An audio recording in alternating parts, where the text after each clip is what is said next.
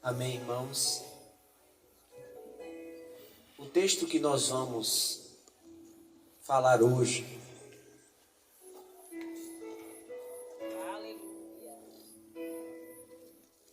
é um texto muito conhecido pela igreja.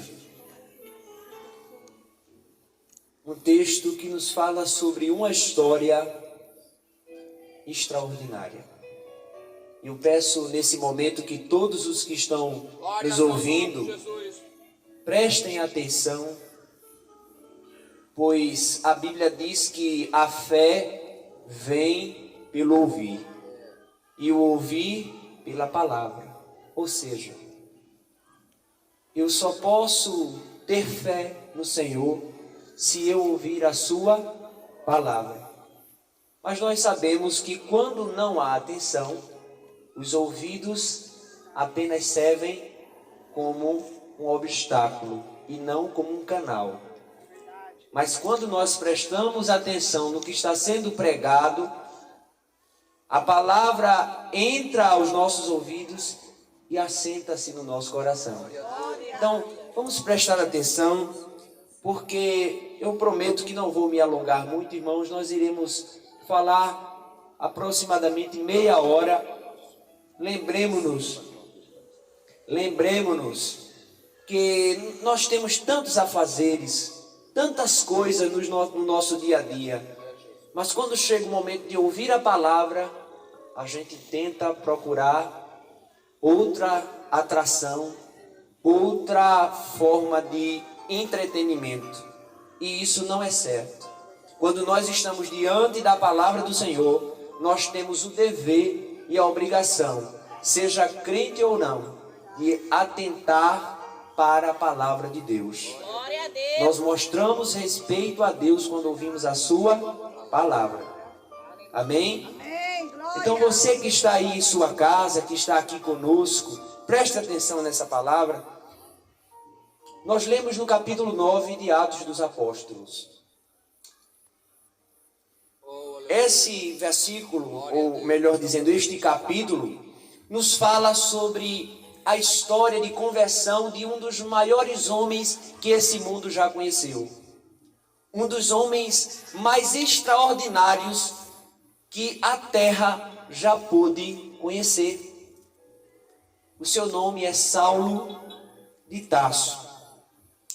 Mas antes de entrar no texto específico ao qual nós lemos, eu gostaria de contextualizar essa palavra para que nós possamos ter uma linha de raciocínio e entender exatamente como tudo aconteceu aproximadamente há 2000 anos atrás. Quando nós olhamos para Jesus nos dias perto de sua crucificação, nós vemos o Senhor alertando aos seus discípulos que eles ficassem despreocupados, mas ainda assim confiantes, porque ele teria que morrer. E Jesus diz o seguinte: vocês ficarão tristes, mas depois vocês sentirão uma alegria tão grande que ninguém poderá tirar essa alegria de vocês. E eles não entenderam, né? Porque o seu coração ainda estava endurecido.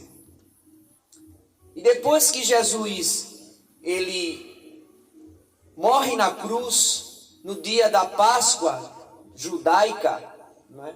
Uma comemoração judaica, onde eles comemoravam a libertação do povo de Israel da terra do Egito, os quais eles foram prisioneiros, ou melhor dizendo, escravos, durante 400 anos. Quando Deus, com a sua mão forte, tirou o povo da terra do Egito, então ele deu uma ordem para que eles comemorassem essa festividade, para nunca se esquecerem que um dia eles foram escravos, mas o Senhor os libertou da terra do Egito. Glória a Deus. E eles, neste dia, o dia no qual eles comemoravam a libertação do povo de Israel da terra do Egito, foi justamente o dia no qual nosso Senhor Jesus Cristo morreu na cruz do Calvário. E tendo Jesus morrido na cruz do Calvário, tendo já ele avisado a todos os seus discípulos que no terceiro dia ele haveria de ressuscitar, sendo essa mesma Páscoa uma sexta-feira, passados 3 dias, já no domingo pelo amanhecer, Jesus está vivo e ressuscitado. Pois quando nós lemos a palavra do Senhor, nós vemos que Maria e outras discípulas de Jesus vão ao sepulcro para chorarem no sepulcro. E quando elas chegam lá, encontram a pedra revirada e um anjo se apresenta a elas e dizem o seguinte: a quem vocês procuram, senão Jesus de Nazaré? Ele não está aqui, já ressuscitou. E elas alegram seu coração, vão aos discípulos e avisam, e ela vai aos discípulos e avisa que Jesus ressuscitou, tendo ela mesmo visto Jesus em pessoa. Mas os discípulos não acreditam. Pouco tempo depois, Jesus se apresenta aos seus discípulos e eles veem o Cristo ressurreto, o Cristo ressuscitado em um corpo glorificado. Preste atenção. Depois disso, a palavra do Senhor vem nos dizer que Jesus passou um período de 40 dias com os seus discípulos, falando sobre coisas concernentes ou em respeito ao reino dos céus. Jesus começou a falar com os seus discípulos sobre coisas do reino dos céus. Durante quantos dias? 40 dias Jesus falou sobre coisas concernentes ao reino dos céus. Depois desses 40 dias, diz a palavra do Senhor que Jesus havia dado um mandamento aos seus discípulos. Imaginem, irmãos, sendo eles discípulos de Jesus, foram chamados para anunciar a todos que Jesus era o Cristo. Imaginem a êxtase e a animação que aquelas pessoas estavam sentindo. Com certeza, o que eles mais queriam era sair por todos os lugares dizendo: Jesus ressuscitou, Jesus está vivo, Jesus não está morto, ele já ressuscitou. Mas Jesus disse: ainda não. Ele não disse escrito na Bíblia, mas a Bíblia dá a nos entender isso. Por quê? Porque ele diz o seguinte, lá em Atos capítulo 1: permaneçam em Jerusalém, até que do alto vós sejais revestidos de poder. Esperai pela promessa que ouvistes de mim. E os discípulos permanecem em Jerusalém, conforme o mandamento do Senhor. Tendo ouvido essas palavras do Senhor Jesus, preste atenção, irmãos. Depois que os discípulos ouvem essa palavra de Jesus, a Bíblia diz que Jesus é assunto aos céus, ele sobe aos céus.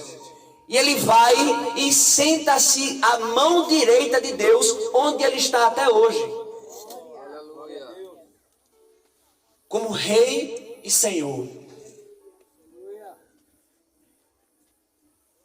Depois de 10 dias da assunção de Jesus aos céus, é cumprido o dia de Pentecostes. A palavra Pentecostes quer dizer 50 dias. O que é isso, irmãos? Pentecostes era uma festa que os judeus também comemoravam. Pentecostes era uma festa comemorada 50 dias depois da Páscoa judaica. Era uma festa onde eles agradeciam ao Senhor pelos frutos da terra, por tudo que Deus concedia. Então eles pegavam boa parte daquilo que conseguiam e ofertavam no templo, né, para agradecer ao Senhor nessa festividade. E com este cálculo, nós conseguimos identificar que se Jesus passou 40 dias depois da Páscoa, falando com os seus discípulos, e o dia de Pentecostes se refere a 50 dias depois dessa mesma Páscoa, então 40 menos 50 dá quantos dias? 10 dias.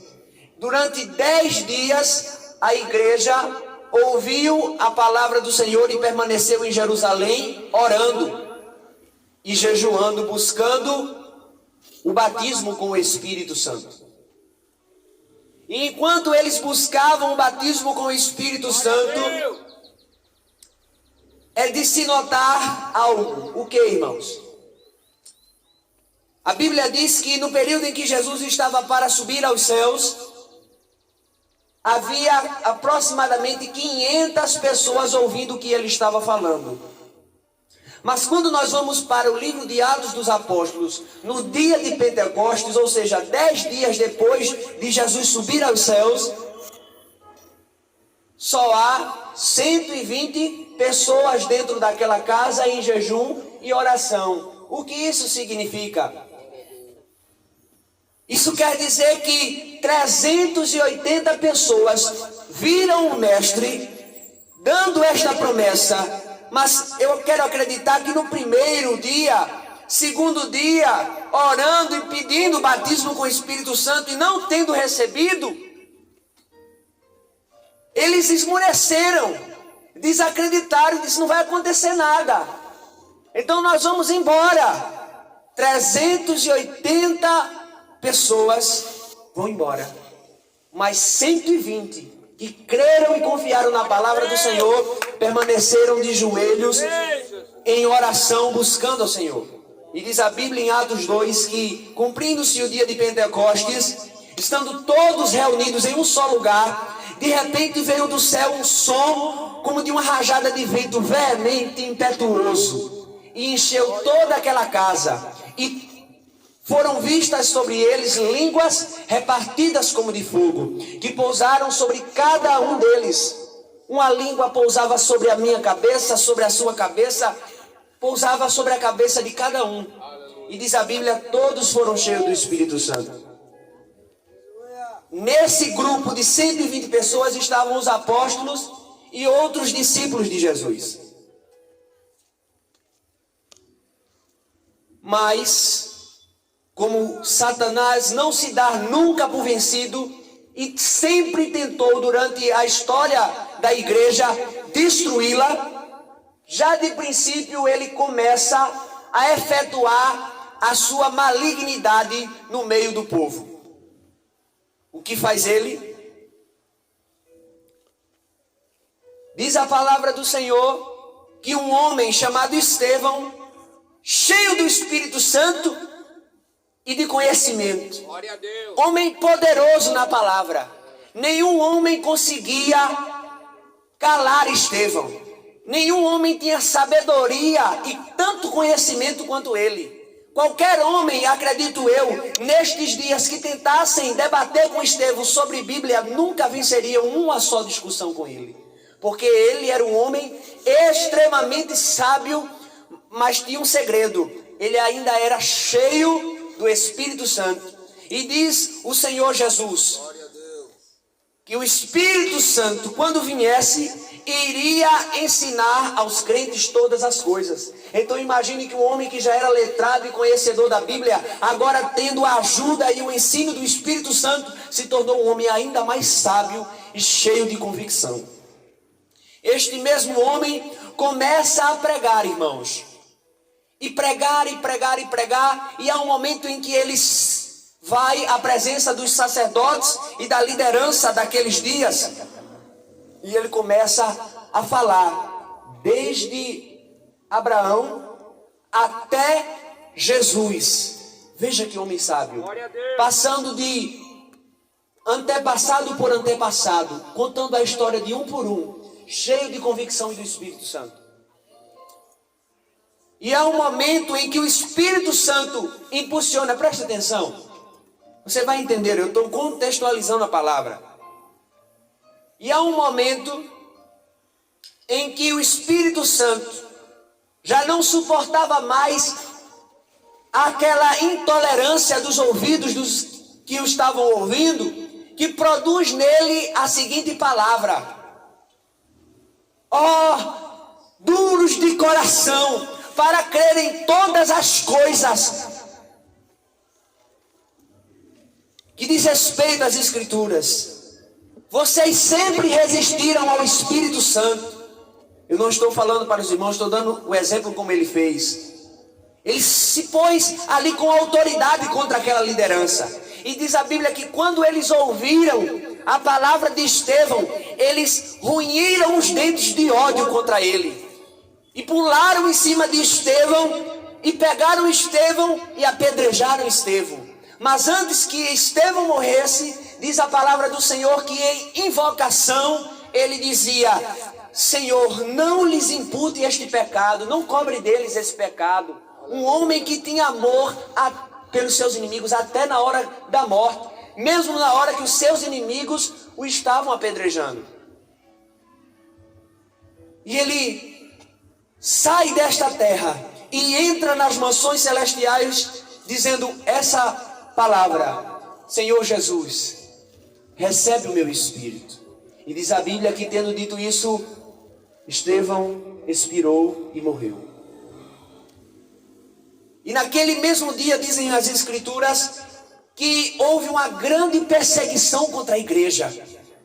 As pessoas começaram a ir atrás dos discípulos de Jesus para os matarem, para os prenderem, para fazerem com que a verdade do Evangelho fosse interrompida, para que o Evangelho do Senhor não avançasse. Eles perseguem com o objetivo de destruir. Mas no meio de toda essa perseguição, houve um homem que se destacou com grande fúria contra a igreja. Um homem que odiou no mais profundo do seu coração a verdade do Evangelho, considerando uma blasfêmia contra o judaísmo e desejando destruir da face da terra todo o resquício de cristianismo. Quem era esse homem? Saulo de Tarso. Deixe-me contar para você quem era Saulo de Tarso.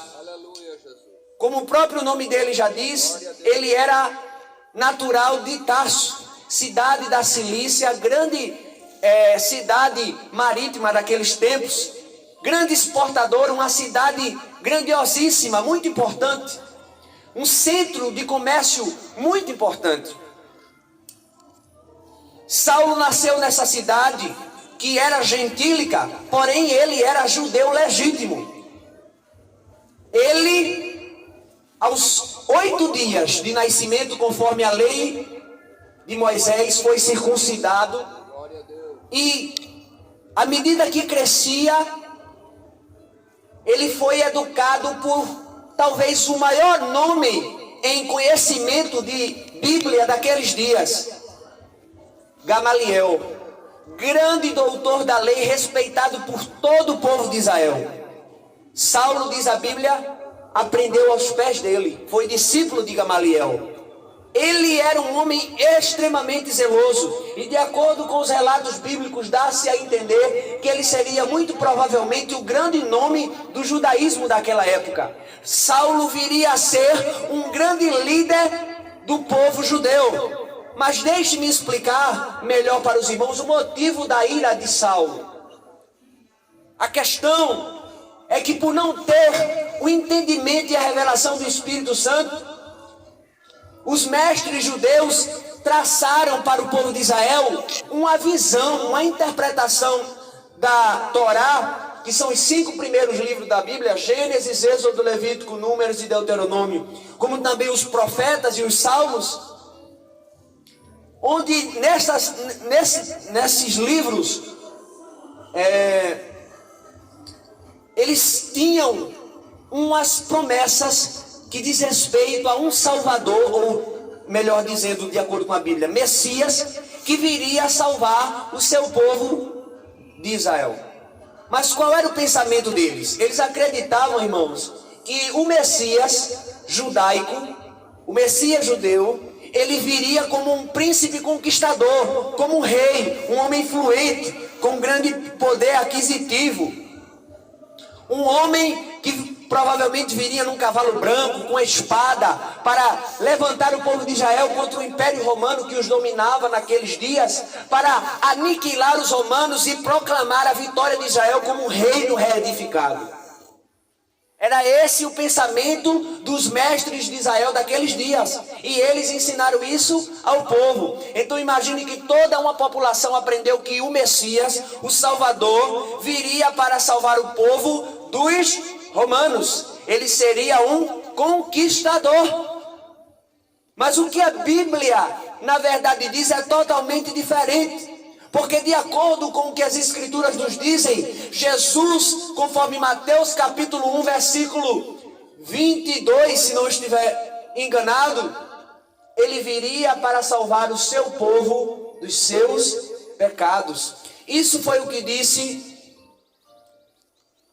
Gabriel a Maria, ou melhor dizendo, a José, quando disse a ele: e vocês porão o nome dele de Jesus, porque ele salvará o seu povo dos seus pecados. O Messias viria para salvar a nação de Israel, não da espada romana, mas da espada maligna e mais inflamada e venenosa que esse mundo já conheceu, o pecado. Enquanto algumas partes da terra, desde o princípio até hoje, puderam experimentar a oportunidade de não passar por uma espada, ou seja, nem todo mundo morre pela espada, assim como em nossos dias nem todo mundo morre por tiros, por facadas, por atos cruéis. Há uma facada que todo ser humano levou antes mesmo de nascer. Há um tiro que matou cada ser humano antes mesmo dele nascer. Este tiro, essa espada, esta seta maligna e venenosa se chama o pecado. Matou espiritualmente todos os homens, diz a Bíblia, porque todos pecaram e destituídos estão da glória de Deus. E quando o homem peca contra o Senhor, acontece com ele a mesma coisa que aconteceu com Adão. Adão era perfeito. Adão vivia em plena comunhão com Deus, mas quando ele desobedeceu o Senhor, ele morreu espiritualmente. Ele afastou-se de Deus por causa dos seus pecados. Lá no livro do profeta Isaías está escrito: as nossas iniquidades, os nossos pecados é que fazem separação entre nós e Deus, de modo que Ele não nos pode ouvir. É por isso que existe tanta maldade no mundo, porque o pecado que inflama e corrompe o coração humano o faz fazer coisas que desagradam a Deus.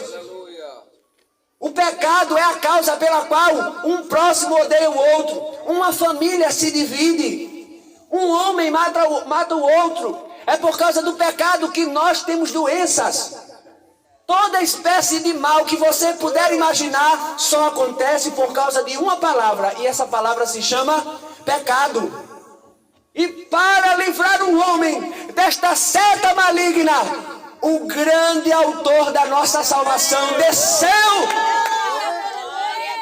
veio ao mundo, cresceu como homem, pregou o evangelho, curou os enfermos, expulsou os demônios, fez a obra de Deus e fez ela até o último dia da sua vida, quando, entregando-se a si mesmo, morreu na cruz do Calvário, concedendo perdão a todo e qualquer ser humano que se achega a Ele em arrependimento, que se achega a Ele com o coração quebrantado e triste por ter transgredido contra o seu Senhor.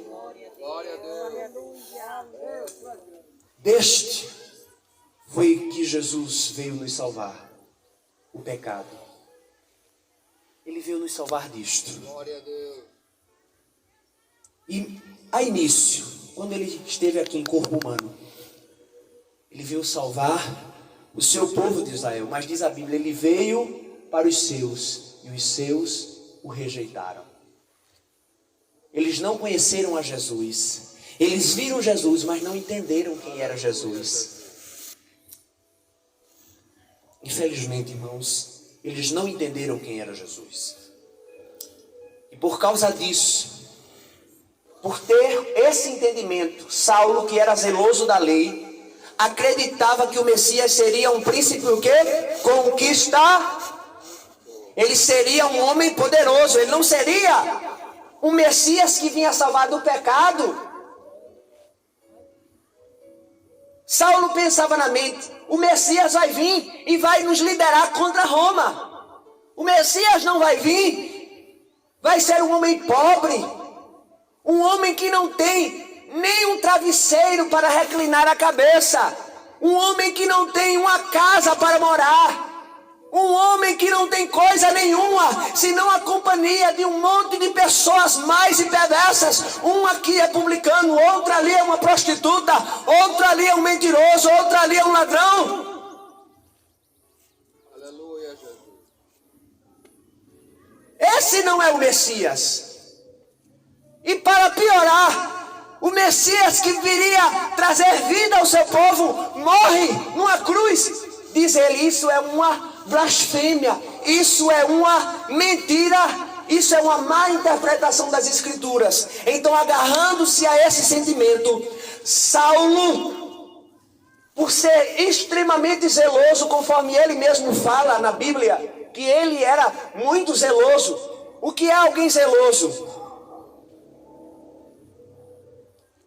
É alguém que você não consegue de maneira nenhuma convencê-lo do contrário. Deixa eu dar um exemplo para os irmãos entenderem. Que cor é aquela cadeira? É preta, irmãos. Sabe o que é uma pessoa zelosa? Se eu perguntar a vocês aqui, é preto, não é preto? Não é preto? Mas se eu apontasse uma arma aqui agora para vocês disserem: se você disser que é preto, eu lhe mato. Você dizia que é preto?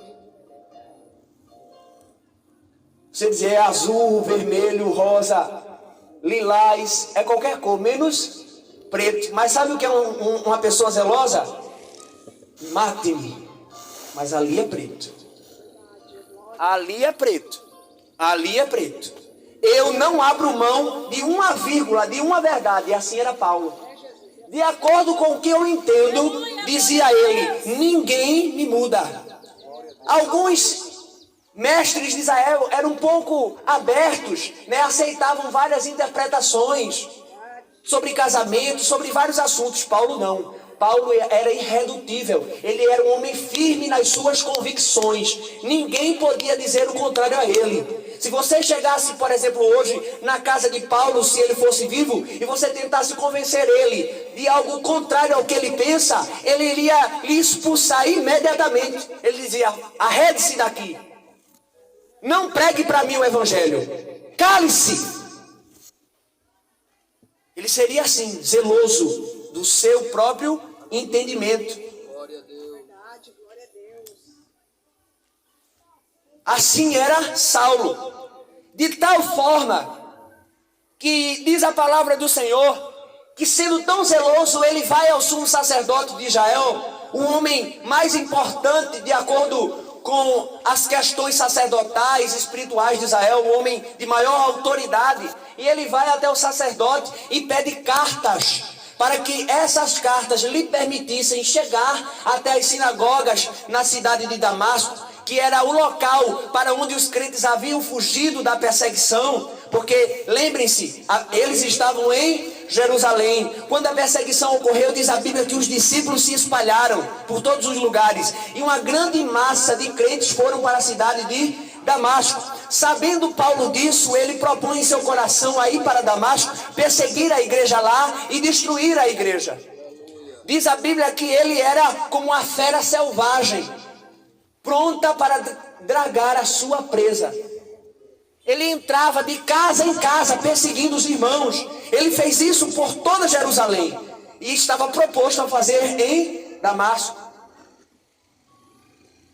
Propondo ele isso no seu coração, tendo recebido das mãos do sumo sacerdote essas cartas para perseguir e prender os cristãos que congregavam nas sinagogas daqueles dias. E para os que não entendem, sinagoga era um local público onde os judeus se reuniam para ler a lei. Uma pessoa como eu aqui, se punha diante dele, começavam a ler e eles atentamente ouviam para decorar a lei do Senhor. E ali também eles louvavam e faziam alguns outros tipos de rituais sagrados. E muitos dos cristãos, por não serem perseguidos, frequentavam essas sinagogas para ouvirem a lei. E Paulo, sabendo disso, vai a Damasco com uma equipe, com uma quantidade de homens para perseguir a igreja do Senhor. Mas de acordo com o que a própria palavra do Senhor nos diz, com a situação em que ele se encontrava de dureza de coração, era tão grande. Porque Jesus diz assim no versículo 5: duro é para ti recalcitrar contra os aguilhões. Recalcitrar é uma palavra antiga que pode ser traduzida hoje como chutar. Os irmãos entenderam? Contra os aguilhões. O que é aguilhões? Isso é uma forma de expressão. É uma forma de expressão típica daquela época.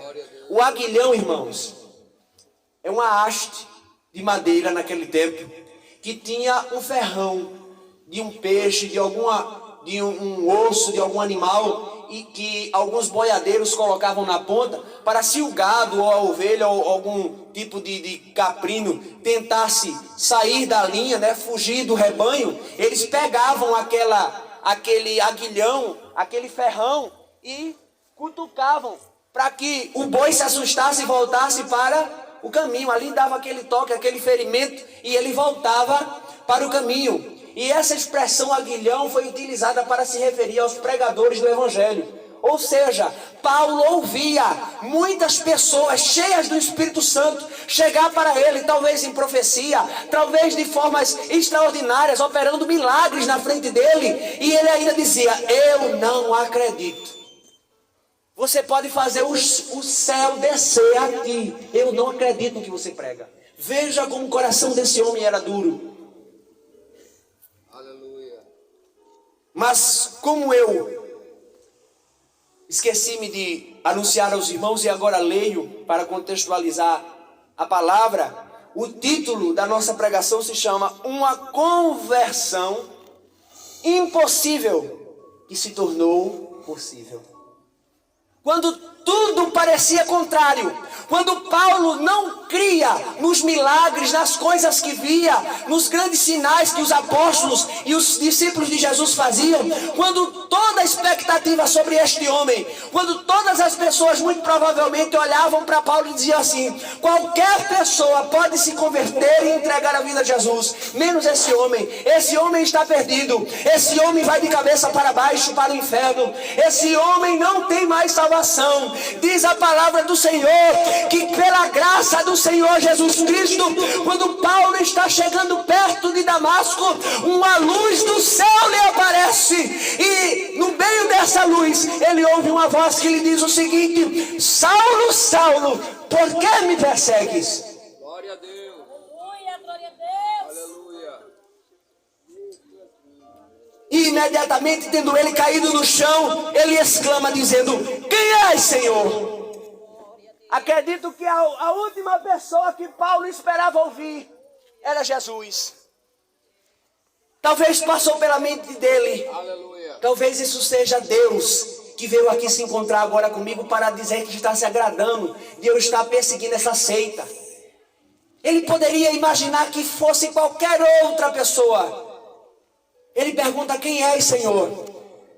E a resposta mais inesperada dele, o seu ouvido ouve. Ele ouve o seguinte: eu sou Jesus a quem tu persegues. Agora eu pergunto a vocês, irmãos, Paulo estava perseguindo Jesus? Ele estava indo atrás de Jesus em pessoa? Não.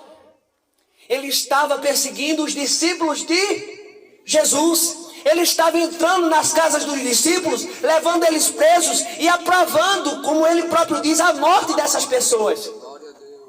Tanto, de tal forma que ele consentiu na morte de Estevão quando ele foi apedrejado. Ele segurou a capa, ele disse, para os irmãos entenderem melhor, ele disse assim, não, para vocês não se sujarem, para vocês não ficarem muito pesados, me dê a capa aqui, que eu guardo, vá matar ele. Ele segurou a capa daqueles que apedrejaram Estevão. Era um coração duro, um coração que não se curvava de maneira nenhuma, que não arredava o pé do que acreditava, mas contra toda a expectativa humana, o grande eu sou, que chama aquele que ele quer para o seu reino, se apresenta a Paulo, a Saulo, e diz a ele, Saulo, Saulo, por que me persegues? Duro é para ti recalcitrar contra os aguilhões, ou seja, duro é para ti ouvir a palavra dos meus servos e não acreditar. Isso é duro para ti, Saulo. E talvez exista um Saulo hoje aqui em nosso meio, que está com o coração endurecido, e Jesus está dizendo, é duro para você endurecer o coração, acredite, porque sou eu que estou falando. Aleluia. Glória a Deus. É duro para você não acreditar. Ah, irmãos, João 3,16, o texto mais usado em evangelismos, diz o seguinte, porque Deus amou o mundo de uma tal maneira, que deu o seu Filho unigênito, para que todo aquele que nele crê não pereça, mas tenha a vida eterna. A palavra crer, como outras palavras, infelizmente tem mudado de significado.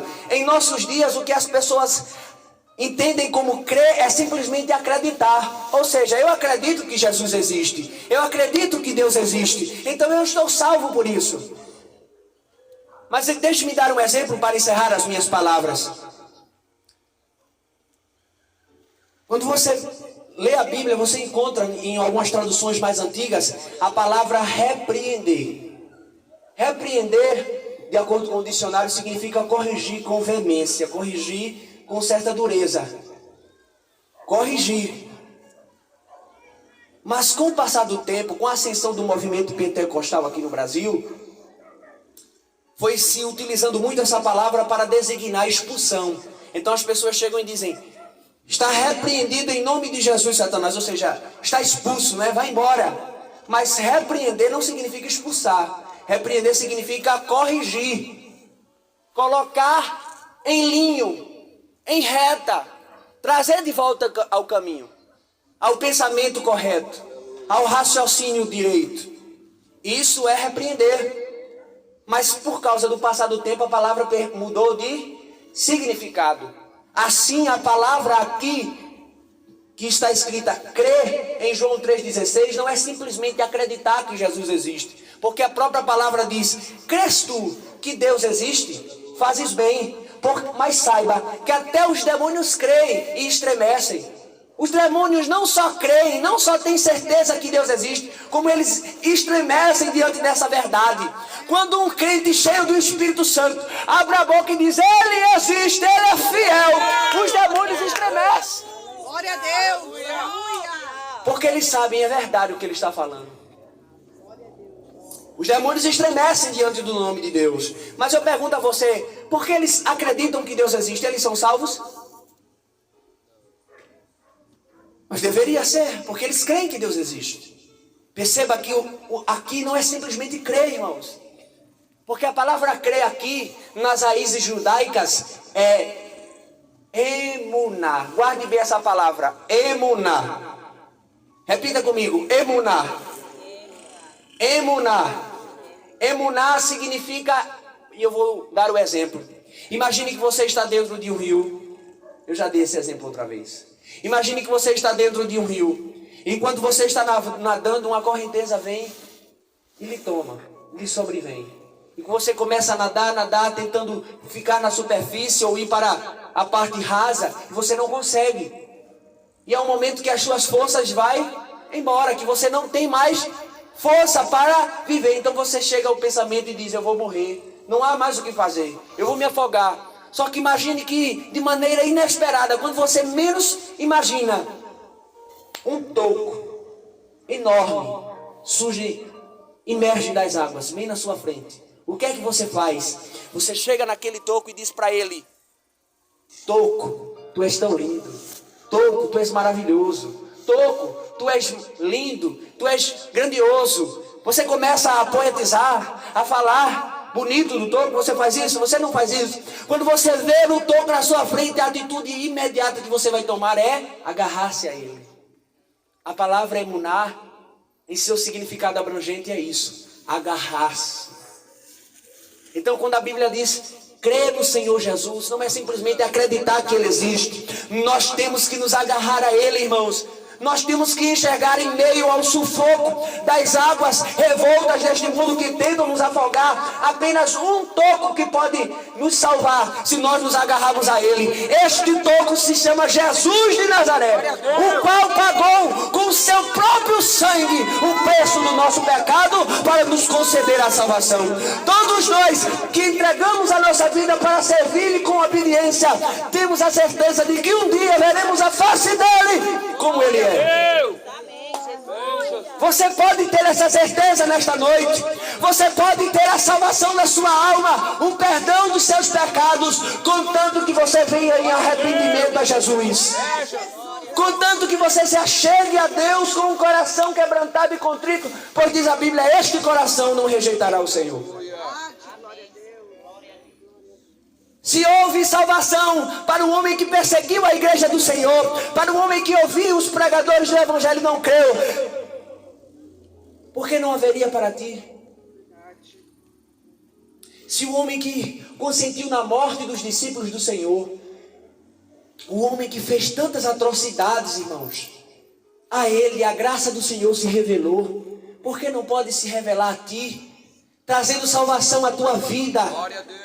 E depois de ti, aos teus parentes próximos, à tua família, até que você possa trazer do seu coração a afirmação deleitosa e prazerosa, mesma esta que houve no coração de Josué, quando ele disse: vós podeis servir os deuses que vós quiserdes, mas eu e a minha casa serviremos ao Senhor. Faça essa escolha.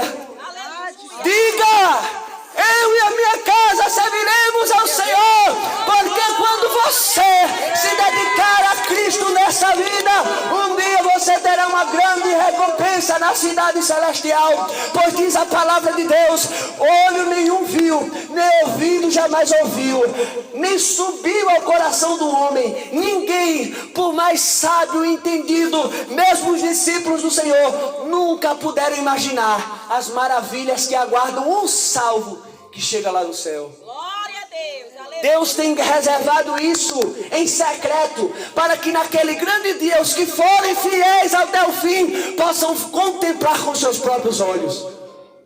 Glória a Deus. Você verá, irmão, se for fiel, se perseverar no Senhor até o fim, se obedecer ao Senhor. Eu não estou prometendo salvação sem obediência, porque a palavra do Senhor diz: arrependei-vos, isso significa abandonar uma vida de transgressão, de pecado, e crede no Evangelho. O Evangelho, os ensinamentos de Jesus. É verdade, você perderá muito, como Paulo perdeu. Paulo perdeu uma corja de sacerdotes que o abraçavam. Ele perdeu a admiração de muitos do povo que o tinham como um homem muito importante. Ele perdeu muito provavelmente a admiração da sua própria família. Mas enquanto ele havia perdido a admiração de muitas pessoas na terra, ele estava sendo admirado pelo Senhor lá do céu. Amém. Glória a Deus. Agora eu pergunto a você, meu irmão: o que é que vai valer a pena ao final das contas? Ter a admiração e o abraço dos que aqui se encontram, ou ter a amizade com o Senhor dos céus? É, Jesus. Ou poder dobrar o joelho e falar: Senhor, eis-me aqui, e ouvir: eu estou aqui para te ouvir. Glória a Deus.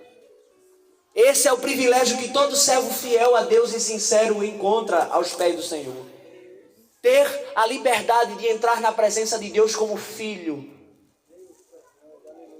Com confiança, diz a palavra do Senhor.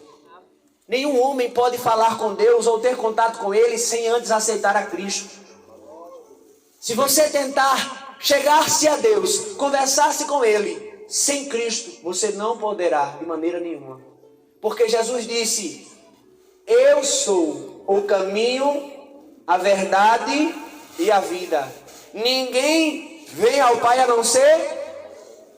Diz a Bíblia que Jesus é o nosso intercessor. Ele leva as nossas petições a Deus juntamente com o Espírito Santo. Nenhum homem pode achegar-se a Deus sem Jesus. Tentar conversar ou ter qualquer contato com Deus sem passar por Jesus Cristo é enganar a si mesmo. É acreditar em algo que não existe. É viver uma vida de ilusão. Mas se você, meu amigo, entregar a sua vida a Jesus, você terá o perdão de todo e qualquer pecado que você tenha cometido de hoje para trás. E de todos que você cometer de hoje para frente. Contanto que você se arrependa diariamente. E busque a santificação. Você terá o seu nome escrito no livro da vida. Se você for fiel até o fim, Deus lhe dará, por meio das mãos do seu próprio Filho, a coroa da vida eterna. Você terá o seu nome escrito no templo de Deus que está nos céus. Glória a Deus. Você terá o privilégio, como diz a palavra do Senhor, é isso, porque é por esse motivo que eu sirvo a Jesus, irmão. Eu vou encerrar aqui, eu prometo agora. Glória a Deus. Irmãos, eu pergunto a vocês, eu sou um admirador de história, eu gosto de história. O pastor também gosta de história. Irmãos, quem já estudou história aqui sabe. Eu pergunto a vocês já ouviram falar na história da humanidade de um rei, o mais pobre que tenha sido, ou dos mais ricos também, qualquer um que seja, que tenha permitido a um plebeu assentar-se no seu trono? O senhor já ouviu falar? Até hoje nunca ouvi. Irmãos, olhem para o trono da Inglaterra. Um trono de ouro, incrustado com pedras preciosas. Nenhuma pessoa pode sentar-se naquele trono, com exceção da rainha Elizabeth. Nem mesmo o esposo dela, príncipe William, se eu não estiver enganado, ele podia assentar-se. Somente ela, que era rainha. Mas Deus, o Criador dos céus e da terra, aleluia. Irmãos, olhe para mim, guarde isso no seu coração. Deus fez uma promessa na sua palavra. Ele disse: aquele que for fiel até o fim, eu lhe concederei que se assente comigo no meu trono. Se você for fiel a Deus, um dia você irá se assentar com Jesus no trono dele. Esse é o privilégio, irmãos. Mas para receber todas essas coisas, é preciso crer, é preciso acreditar. Porque diz a Bíblia, sem fé é impossível agradar a Deus. Porque é necessário que aqueles que se aproximam de Deus creiam que Ele existe e que é recompensador daqueles que o buscam. Deus recompensa todo e qualquer ser humano que o buscar com um arrependimento sincero. Deus recompensa. E qual é a recompensa? O perdão dos pecados, a aceitação para se tornar um filho de Deus e a liberdade em um dia entrar pelas portas do céu. E nela nunca mais passar novamente. Glória a Deus. Nós só iremos entrar pelas portas do céu uma vez, porque depois que entrarmos nela, nunca mais nós iremos sair. Glória a Deus. Para sempre, irmãos, com o Senhor. Este homem que era perseguidor da igreja, que era ferrenho perseguidor da igreja, se tornou o maior pregador do evangelho que esse mundo já conheceu. Jesus deu 12 apóstolos para a Judéia deste tamanho e deu Paulo como apóstolo aos gentios para um continente imenso. Ele sozinho praticamente ganhou toda a Ásia para o Senhor. Deus fazia milagres e prodígios pela mão de Paulo. Deus usou Paulo de muitas e várias formas. Deus dava revelações a Paulo e ele ia aos céus. Veja que graça abundante Deus concedeu ao homem que perseguiu a sua igreja. Sabe o que é que Deus está falando com isso? Para encerrar, não há pecador que se suje tanto, que chega a tal fundo de um poço, que se mele o quanto for no pecado, que a minha graça não tenha poder de superabundar. Porque diz a Bíblia, onde o pecado abundou, onde o pecado apareceu, cresceu, a graça ultrapassou, superabundou. A graça de Deus, irmãos, está ultrapassando nesta noite. Você já pecou, você já fez coisas horríveis, que até hoje você se arrepende, mas Deus está dizendo a você, a minha graça te basta. Glória a Deus. Eu lhe ofereço a salvação de sua alma livremente, contanto que você creia que eu sou o Senhor que falo com você. Porque o Senhor usa os seus servos. Deus está falando com você, meu amigo. Aleluia, Jesus. Glória a Deus. Deus quer restituir. Aleluia. Glória a Deus. Me veio essa palavra ao coração agora. Deus quer restituir. Eu conheço o Senhor. Conheço o irmão, já lhe vi em algum lugar.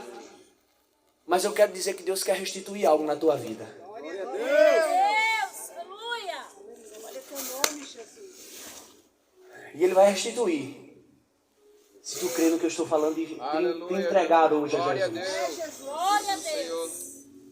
Aleluia. Jesus está quebrando teu coração aí. Glória a Deus. Jesus está esmigalhando. Ele está dizendo, tu é meu. Glória ao teu nome, Jesus. Glória a Deus. Se eu pude transformar a Paulo, muito mais a minha graça te limpará. Pois diz a palavra do Senhor, ainda que os teus pecados sejam vermelhos como escarlate, ainda assim eles se tornarão mais brancos do que a neve. Porque a graça do Senhor, a graça, a graça, a graça, a graça Olha teu nome. Glória a Deus. nos basta. Aleluia. É suficiente, encobre, limpa, purifica. Glória a Deus. Aleluia, Aleluia. Jesus. Tu crê no que eu estou falando para ti? Glória a Deus. Vem para Aleluia, Jesus. Espírito Santo do Senhor. Vem para Jesus. Glória a Deus. Aleluia, Jesus. Aleluia. Glória a Vem para Deus. Oh, Jesus. Espírito Santo de Deus. Aleluia. Glória. O teu caso é urgente. Vem para Jesus. Eu não constranjo ninguém. Mas o Espírito Santo de Deus está me levando a lhe dizer, meu amigo, o teu caso é urgente. Mas Ele ainda é o Deus que faz milagres. Ele ainda é o Deus que visita. Ele ainda é o Deus que cala palavras antigas, acusações. Ele é o Senhor que limpa. Ele é o Senhor que perdoa. Ele é o Senhor que transforma. Vem para Cristo. Não endureça o teu coração. Diz a Bíblia, se hoje ouvires a voz do Senhor teu Deus, não endureçais o teu coração. Paulo perdeu as amizades, perdeu até mesmo os familiares, mas ele ganhou Jesus. Romanos capítulo 1, versículo 16 diz, porque eu não me envergonho do Evangelho de Cristo, pois ele é o poder de Deus para a salvação de todo aquele que crê. O Evangelho de Deus é salvação para todo aquele que crê, meu amigo. Se tu crê no que eu estou falando para ti, se te entregar hoje a Jesus, Ele vai mudar a situação. Ele vai. E tu vai ver com os teus olhos. Mas tu tem que crer no que eu estou te falando. Glória a Deus. Eu agradeço, irmãos, a oportunidade em nome do Senhor. Aleluia.